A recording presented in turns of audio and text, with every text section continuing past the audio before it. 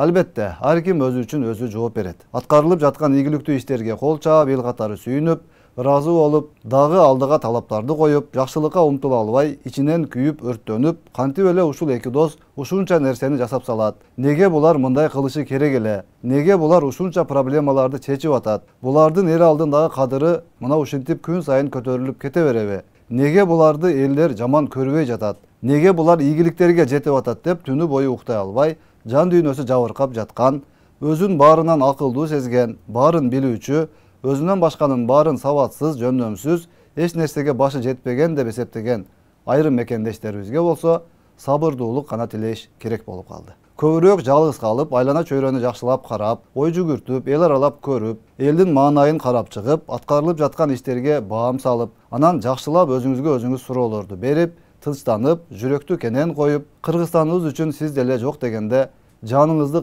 кыйнап, сизди ичиңизден жеп аткан кара ойлоруңуздан арылууга аракет кылып көрсөңүз, балким жеңилдеп көзүңүз жамандыктан башка дагы жакшы нерселер бар экенин көрүп, жүрөгүңүз тынчтанып, оозуңуздан бир-эки ооз болсо дагы реалдуу, чын сөздөр чыгып баштаса керек. Ошол сиздин Кыргызстанга жасаган жакшылыгыңыз болуп калат беле.